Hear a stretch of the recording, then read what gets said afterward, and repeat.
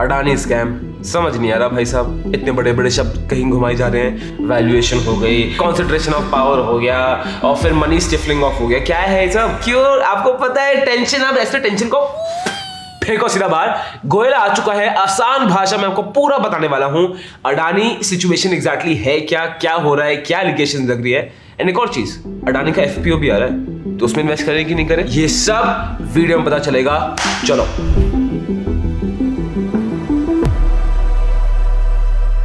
Hey guys, my name is Harsh Goyla. I'm an investor trainer and mentor in stock market. दोस्त, आपके सामने गोयला आ गया है तो बस खत्म करते हैं।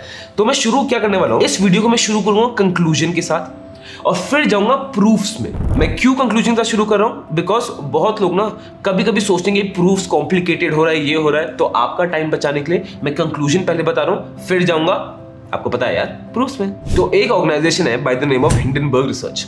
इन्होंने अडानी पे 2 साल रिसर्च की है। हाँ, एक्चुअली 2 साल रिसर्च चली है इनकी। इस रिसर्च की ड्यूरिंग इन्होंने हजारों लोगों से बात की है। इन्होंने अडानी के senior executives, x senior executives, उनसे भी बात कर लिए। सेवरल ट्रांजैक्शंस देख ली हैं, थाउजेंड्स ऑफ रिकॉर्ड्स पढ़ लिए हैं, 6 कंट्रीज के बीच में ड्यू डिलिजेंस की है to understand what is happening with the Adani companies. और इनके ना 3 कंक्लूजन निकल के आए। सबसे पहला कि अडानी ग्रुप की स्टॉक्स में मैनिपुलेशन हो रही है, एंड ये खुद अडानी ग्रुप ने ही मैनिपुलेट किया है। सेकेंड कि अडानी ग्रुप अपने पैसों को बाहर साइफल ऑफ करता है, बाहर की कंट्रीज में भेजा और वही पैसा घुमा के दूसरे शेल कंपनीज के थ्रू दोबारा अपनी कंपनी में डाल दिया। थर्ड दिया सही कि पूरे अडानी ग्रुप में जो डिसीजन मेकिंग पावर है ना, सिर्फ 5-6 लोगों के पास ही है, which is not a good sign for us investors, क्योंकि यार we want कि decision making should be very proper। तो ये तो हो गया देखो कंक्लूजन। अब मैं आपको बताता हूँ इनके प्रूफ्स क्या क्या है, and actually it's mind blowing. Proofs देने से पहले एक चीज इज दैट अडानी ग्रुप से भी कोई क्लैरिफिकेशन नहीं आई है, ना ही कोई रेगुलेटरी बॉडी से क्लैरिफिकेशन है कि अडानी ग्रुप इन सब की गिल्टी है। तो मैं आपको प्रूफ्स बता रहा हूँ, but till the point we get official notification हम ये नहीं बोल सकते कि एक्चुअली सब सच है कि नहीं है। मैं आपको सिर्फ रिसर्च के फैक्ट्स बता रहा हूँ। बट एक चीज तो देखो सच है, वो सच है कि अगर आपने सब्सक्राइब बटन ठोक दिया तो आपको पता है गोयला आपको इतनी वैल्यू देगा, इतनी आसान भाषा में करेगा ना, स्टॉक मार्केट की प्रॉब्लम तो आपकी सॉल्व। शुरू करते हैं गौतम अडानी से। गौतम अडानी की net worth is $120 billion, making him the second richest man.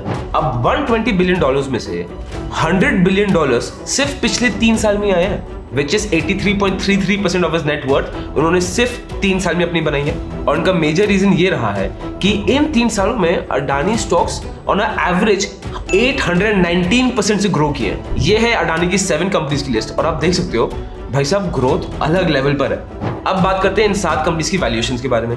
इस रिसर्च फर्म ने क्या किया, उनका प्राइस टू अर्निंग देखा, प्राइस टू सेल्स देखा, ईवी अपॉन एबिटा देखा। दे हैव फाउंड आउट कि पिछले 3 सालों में 7 कंपनीज ऑलमोस्ट 85% से ओवर वैल्यूड है। फिर इन्होंने इन कंपनीज की करंट रेशियो निकाला। अब करंट रेशियो ये होता है बेसिकली आपको ये दिखाएगा कि उस कंपनी में लिक्विडिटी कितनी है, बेसिकली पैसा कितना है। अब ये पता चला कि अडानी की 7 में से 5 कंपनीज का current ratio is less than 1%। किसी भी कंपनी का अगर करंट रेशियो 1% से कम है, ये बहुत डेंजरस चीज है स्पेसिफिकली फॉर अस इन्वेस्टर्स। क्यों? बिकॉज बहुत ज्यादा हाई प्रोबेबिलिटी है कि उस कंपनी में लिक्विडिटी क्राइसिस आएगी ही आएगी in the near coming future. फिर आया प्लेज्ड होल्डिंग्स।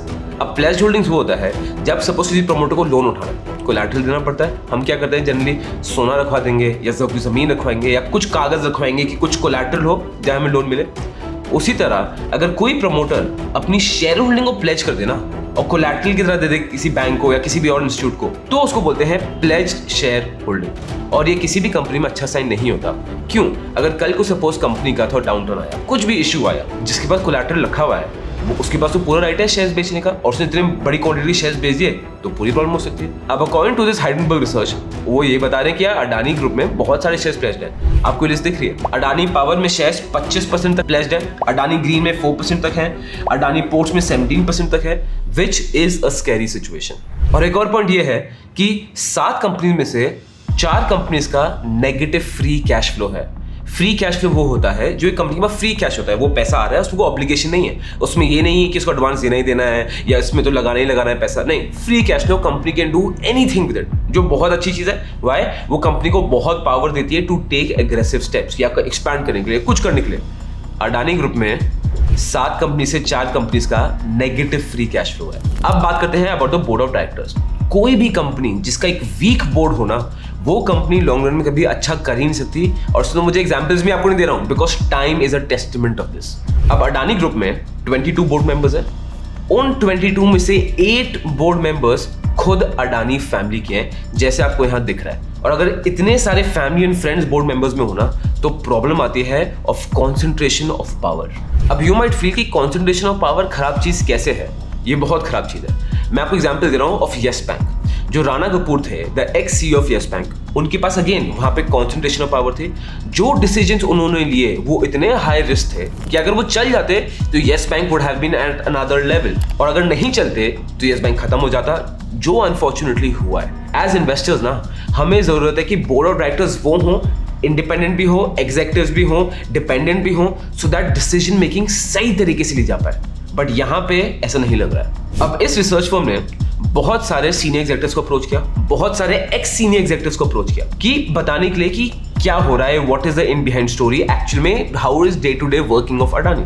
बहुत सारे एग्जीक्यूटिव्स ने मना कर दिया because they had the loyalty towards Adani, और एक्स एग्जीक्यूटिव्स ने भी बहुत सारे मना कर दिया, दे हैव द लॉयल्टी।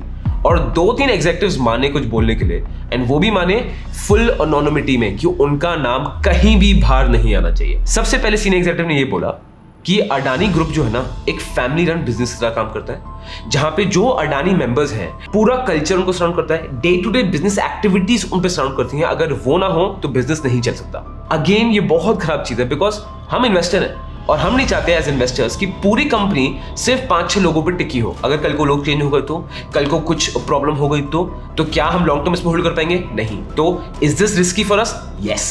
फिर एक और सीनियर एग्जीक्यूटिव ने ये बोला कि अडानी ग्रुप में सारे की डिसीजन मेकिंग, हर एक चीज अल्टीमेटली जाती है अडानीज के पास वापस। किसी के पास फ्रीडम ऑफ डिसीजन मेकिंग, की डिसीजन मेकिंग नहीं है। एंड गौतम अडानी हिमसेल्फ, उन्होंने मैक्सिमम शेयर होल्डिंग अपने पास रखी हुई है till the maximum permissible limit. जितना ज्यादा अलाउड है ना, उतनी ज्यादा उन्होंने dot to dot share holding अपने पास रखी हुई है। According to senior executive, he thinks कि Gautam Adani is doing this because Gautam Adani को लगता है कि ये कंपनी मैंने बनाई है, ये कंपनी फैमिली बिजनेस है, तो मैक्सिमम पैसा फैमिली के पास ही होना चाहिए। अब एक बड़ा ही इंटरेस्टिंग कैरेक्टर है, दिस इज वन पर्सन जो गौतम अडानी के एल्डर ब्रदर है, और रूमर्स ये बोलते हैं कि गौतम अडानी उनसे बहुत ज्यादा क्लोज है। क्रिटिकल डिसीजन मेकिंग में this person helps him. This person is Vinod Adani. अब ये भी बड़ा इंटरेस्टिंग है, विनोद अडानी गौतम अडानी कितने क्लोज है? एंड टिल 2011 विनोद अडानी बहुत सारे एग्जीक्यूटिव पोजीशंस होल्ड करे थे in the Adani group. He was very very important only till 2011, उसके बाद वो नहीं है। बट ये है ऑन पेपर। रियलिटी में ये है, विनोद अडानी ग्रुप के साथ बहुत क्लोजली अभी भी वर्क कर रहे हैं। ये उनकी नेगोशिएशन में, उनके इंटरनेशनल फाइनेंस में, उनके इंटरनेशनल बिजनेस में हेल्प करते हैं, specifically in countries of Dubai and the middle east. And he is a very close figure, even जबकि वो बुक्स में एज एनी एग्जीक्यूटिव नहीं है। अब ये रिसर्च फर्म बोलते हैं कि विनोद अडानी और उनकी जो क्लोज प्रॉक्सिमिटी के लोग हैं, उन्होंने मॉरिशस में अकेले 38 शेल कंपनीज खोली हैं। शेल कंपनीज वो कंपनीज होती हैं जो सिर्फ ऑन पेपर खोल दी जाती हैं, रजिस्टर ऑफिस में कंपनी का नाम होगा, बट ऑफिस छोटा सा कुछ होगा, उनकी कोई प्रेजेंस नहीं होगी, कुछ भी कंपनी का नहीं होगा, सिर्फ ऑन पेपर वो कंपनी है। बट इसमें बहुत बड़ा क्वेश्चन ये है, how can the research firm assume कि वो सब शेल कंपनीज हैं? इस रिसर्च कंपनी ने मॉरिशस का पूरा कॉर्पोरेट रजिस्ट्री डेटाबेस डाउनलोड कर लिया है, और उसके थ्रू जाने के बाद देव गॉट दिस कि विनोद अडानी की जो कंपनीज हैं with close associates are more than half a dozen, जिसमें there is no genuine corporate presence. मतलब कुछ इनके एक्चुअल डीलर्स नहीं है, ऑन रोड कुछ बात नहीं हो रही, कोई वेबसाइट नहीं है, कुछ है ही नहीं। और ऐसे ही बहुत सारी कंपनीज डिस्कवर हुई हैं in Singapore, Cyprus, UAE, Caribbean, and all of them are associated with Vinod Adani. इन कंपनी में सस्पेक्ट ये है कि अडानी ग्रुप पैसा ऑफशोर हो जाता है इन शेल कंपनी में से, और इन शेल कंपनी से दोबारा अडानी ग्रुप में डाल देता है। एंड जो कंपनीज क्वेश्चन में आ रही है ना कि किन कंपनीज में अडानी इतना पैसा क्यों डाला है, वो सारी कंपनीज विनोद अडानी से ही लिंक्ड है। आई नो हो सकता है आपको थोड़ा कॉम्प्लिकेटेड लग रहा हो, बट यार बात ये है कि ये जो चीजें होती है ना, they are not straight forward कि उसको पैसा दिया, उसको ले लिया, उसको दिया। ये सब शेल कंपनी से थ्रू होता है। तो आप देखोगे एक्चुअलिटी में तो स्ट्रेट फॉरवर्ड ही है, बट सुनने में बड़ा कॉम्प्लिकेटेड लग रहा है। चिंता मत करो, आगे जाके इसको और आसान करता जाऊंगा, बस सुनते जाओ। अब बात करते हैं कि इनकी शेयर प्राइस इतनी जल्दी कैसे बढ़ी है। अब बात करते हैं सेबी की। अब सेबी का देखो यार सिंपल रूल और एक ही ऑब्जेक्टिव है कि हम रिटेल इन्वेस्टर्स को प्रोटेक्ट करना है। तो सेबी ये बोलती है कि कोई भी लिस्टेड कंपनी है उसमें से कम 25% जो शेयर होल्डिंग है उस कंपनी की, वो हमारे बीच में होनी चाहिए दोस्त, हम सबके बीच में होनी चाहिए, रिटेल इन्वेस्टर्स के बीच में होनी चाहिए, to protect us from manipulation, insider trading, बहुत सारी चीजें होती हैं, ये रूल है। सेकेंड रूल जो सेबी का है वो ये बोलते हैं कि प्रमोटर होल्डिंग को क्लियरली डिस्क्लोज करना जरूरी है, आपको बताना पड़ेगा कि प्रमोटर के पास कितनी होल्डिंग है कितनी नहीं है, सो दैट क्लैरिटी रहे। अब according to the report Adani group इस रूल को ब्रेक कर रहा है। अडानी ग्रुप में बहुत सारी भर भर के FIS की इन्वेस्टमेंट हुई है, और वो जो आपको याद है विनोद अडानी की कंपनीज, ओपेक, मॉरिशस की कंपनीज, उन्हीं कंपनीज में से इन्वेस्टमेंट हुई है, हैवी टाइप्स ऑफ इन्वेस्टमेंट हुई है। और अगर ये एक्चुअल में शेल कंपनीज हैं तो वो अडानी ग्रुप का ही पैसा है जो वापस जा रहा है और दोबारा अडानी ग्रुप में री इन्वेस्ट हो रहा है। तो टेक्निकली जो प्रमोटर होल्डिंग है, it is not only what it is showing on paper जो अडानी ग्रुप के लिए है, प्रमोटर होल्डिंग उनके थ्रू भी है जो ये बड़ी बड़ी FIS इन्वेस्ट कर रही है। मैं आपको ये दिखाता हूं, यहां आप देख सकते हो अडानी ट्रांसमिशन में प्रमोटर होल्डिंग 74.19% है, maximum promoter holding is allowed only 75%, इनकी 74.19% है। जो सस्पेक्ट होल्डर्स हैं दैट इज ऑफ 10.27%, ठीक है। तो बेसिकली जो 75% प्रमोटर होल्डिंग ज्यादा नहीं हो सकती, दे आर सस्पेक्टिंग कि 9.46% is on top of that. और ये अडानी एंटरप्राइजेस में भी है, ये अडानी पावर में भी है, ये अडानी टोटल गैस में भी है। According to this search firm, Adani group इस रूल को वायलेट कर रहा है कि कम से कम 25% पब्लिक के पास होना चाहिए, जो नहीं है। $4.5 बिलियन का पैसा जो ह्यूज है वो अडानी ग्रुप में डाला गया है, एंड यही सपोजिटली 5 सस्पिशियस आइडेंटिटीज हैं। अपेरेंटली बोलने को तो ये इंडिपेंडेंट इन्वेस्टमेंट फर्म्स हैं, बट इनके ट्रेड्स बिल्कुल भी ऐसे नहीं है। ये है वो लिस्ट। सबसे पहले आता है APMS investment fund, Abdullah investment fund, Cresta investment fund, LTS investment fund limited, lotus global investment fund limited. एक और मजे की बात बताऊं, जो 5 कंपनीज मैंने आपको बोली ना सस्पेशन है, उनमें से 3 कंपनीज के बारे में इकोनॉमिक टाइम्स ने पूरा आर्टिकल लिखा था इन जून 2014 सेइंग द सेम थिंग कि ये बहुत सस्पिशियस हैं, इन्होंने अपने फुल डॉक्यूमेंटेशन नहीं दिए, क्लैरिटी नहीं है। इसका भी थोड़ा बतंगड़ हुआ था, बट वो बात दोबारा बैठ गई थी। बट ये रिसर्च रिपोर्ट दोबारा आ गई है और इन 3 फर्म्स के साथ और 2 फर्म्स और जुड़े हैं। आप देखो इन फर्म्स का कितना पैसा अडानी ग्रुप में लगा है। APMS का 99.4%, क्रेस्टा फंड का 89.5%, LTS का 97.9%, अब्दुल्ला और लोटस का अभी तक नहीं मिला है। कोई भी इन्वेस्टमेंट फंड इतना सारा पैसा एक ग्रुप में कभी डालती है? It is suspicious. और ये सारी कंपनी मॉरिशस की हैं, सारी कंपनीज का इंकॉर्पोरेटर भी एक है, सारी कंपनी सेम एड्रेस में खुली हुई हैं, और इन सारी कंपनीज में जो नॉमिनीज होते हैं ना वो सेम ही हो रहे हैं, ओवरलैपिंग है। इतना कोइंसिडेंस पॉसिबल है?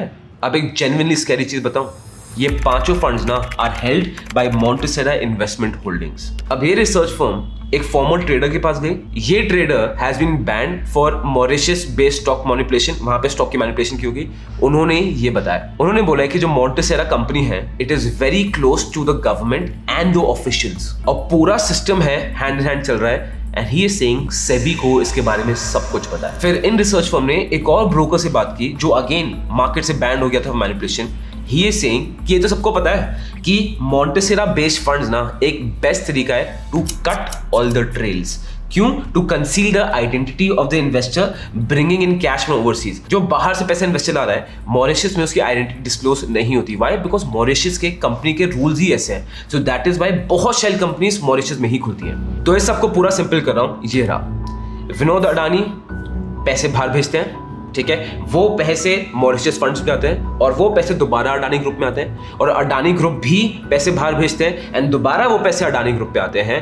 बात ये हो रही है कि जो सेबी का रूल है कि promoter holding can not be more than 75%, वो रूल कंप्लीटली ब्रेक किया जा रहा है, पैसों को बाहर भेजा जा रहा है एंड शेडी ट्रांजैक्शंस के थ्रू अगेन दोबारा इंडिया में लाया जा रहा है, masked in a legal identity, जबकि ये नहीं है। बट आप सोचो, इसमें भी एक बात खटक रही है। इसमें भी हम अज्यूम कर रहे हैं कि यार ये कंपनी शेल कंपनीज हैं।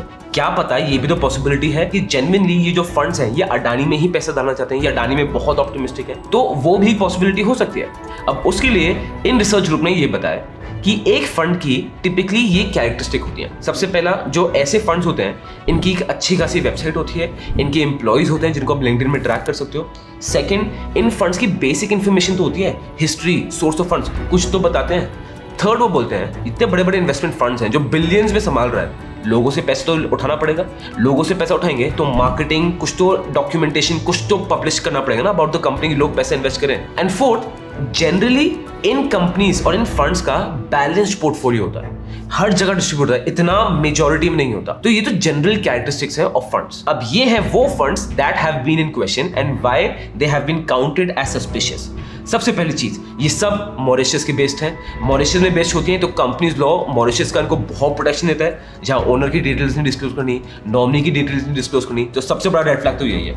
उसके बाद बिलियंस में इन कंपनीज कैपिटल है, बट इसके बावजूद कोई एम्प्लॉय नहीं है जो इनका कंपनीज का लिंक्डइन में मिला, इनका कोई फंड मार्केटिंग मटेरियल नहीं है, कुछ भी पब्लिसिटी या आर्टिकल या न्यूज आर्टिकल कहीं को कोट कर रखा हो, कुछ भी कहीं भी अवेलेबल नहीं है इनके बारे में। And finally they have little to no diversification and majorly पैसा अडानी में ही डाल रखा है। इसका एक और एग्जांपल आता है ओपल इन्वेस्टमेंट प्राइवेट लिमिटेड। ये कंपनी अडानी पावर में लार्जेस्ट इंडिपेंडेंट इन्वेस्टर है। इस कंपनी की कोई वेबसाइट नहीं है, कोई एम्प्लॉइज नहीं हो LinkedIn, there is no marketing materials, there is nothing, इतना नथिंग कि डाइवर्सिफिकेशन भी नथिंग है। सारा का सारा पैसा अडानी पावर में ही है। और ये कंपनी एग्जैक्टली सेम डे में बनी थी। इस कंपनी का जुरिसडिक्शन भी एग्जैक्टली सेम है और इस कंपनी का रजिस्टर्ड एजेंट भी सेम है जो विनोद अडानी का एजेंट था for other companies. It's a massive red flag. और इस रिसर्च फर्म तो ये भी प्रूव कर दिया है कि अडानी स्टॉक्स इतने सर्किट की हिट करते हैं। जो अपर सर्किट हिट होता है ना, अपर सर्किट बेसिकली वो होता है जब एक शेयर प्राइस इतनी ज्यादा बढ़ जाती है तो सेबी उसमें सर्किट डाल देता है कि उस प्राइस से ज्यादा अब उस दिन पे ट्रेड नहीं होगा, to protect the retail investors कि हम वॉलेटिलिटी से बचें। तो लोअर सर्किट भी होता है, अपर सर्किट भी होता है, लिमिट्स सेबी डिसाइड करती है। ये कंपनी बोलती है कि अडानी ट्रांसमिशन में अप टू 47% जो शेयर्स डिलीवरी पे लिए गए थे वो है through the same suspicious offshore entities. In Adani enterprises it was up to 33%, in Adani Power it was up to 17%। तो यार सिचुएशन बहुत स्कैरी है, बट अभी भी मैं आपको बोल रहा हूं we can not finalize it till the point कोई रजिस्टर्ड बॉडी हमें बताए कि ये एक्चुअली हुआ है। Till the point Adani group reply something, उसको एक्नॉलेज नहीं करती है, we still can not come to a conclusion. But एक पॉइंट तो हमारा है, इस स्टॉक के प्लीज आप पास मत जाना। एफपीओ के बारे में सर प्लीज भूल जाओ, सोचना भी मत, मतलब पटाखे फट रहे हैं वहां पे, हम क्यों जाएंगे वहां पे, बस दूर से बैठ के तमाशा देखो। जब सब सेटल डाउन कर जाए ना तब घुसेंगे एट द राइट टाइम, अगर घुसने लायक हुआ तो। इसलिए थोड़ा पीछे हट जाओ। And if you are holding the stocks तो दोस्त डेंजर है, और डेंजर अभी खत्म नहीं हुआ, अभी तो और कहानी बाकी है। बाय द वे एक पब्लिक पोल कर लेते हैं, कमेंट बॉक्स में मुझे लिख के बताइए, do you think Adani is guilty और अडानी इज नॉट गिल्टी। एक बार कंसेंसस लेते हैं and I want all of you to participate, comment box में लिखिए। एंड लास्ट पॉइंट आता है, और मेरे लिए ये one of the most critical और खराब पॉइंट्स है, इज दैट अडानी ग्रुप में कोई भी सीएफओ टिक नहीं रहा है, द चीफ फाइनेंशियल ऑफिसर। ये बहुत की रोल है। अब पहले डिस्कशन हमने किया था, ये तो बोर्ड ऑफ डायरेक्टर्स को देख के हमें समझ आ गया है कि जो की डिसीजंस हैं वो अडानी के फैमिली मेंबर्स ले रहे हैं in the Adani group, which is not a good situation. अब सीएफओ अच्छा होना चाहिए, बट यहाँ सिचुएशन इतनी फिशी है कि पिछले 8 सालों में 5 सीएफओ चेंज कर गए हैं। इसका मतलब क्लियर है कि यार कुछ तो फाइनेंशियल सिचुएशन है, कुछ पंगा है, कुछ तो प्रॉब्लम है जिसकी वजह से कोई सीएफओ टिक ही नहीं रहा है। आप देखिए अडानी एंटरप्राइज में 5 सीएफओ आ गए हैं 8 सालों में, अडानी ग्रीन में 3 सीएफओ आ गए हैं 5 सालों में, अडानी पोर्ट्स में 3, अडानी पावर में भी 3, अडानी टोटल गैस में 2, अडानी ट्रांसमिशन में 2। ये अच्छी चीज नहीं है। अडानी ग्रुप का क्या होगा अब तो ये टाइम ही बताएगा।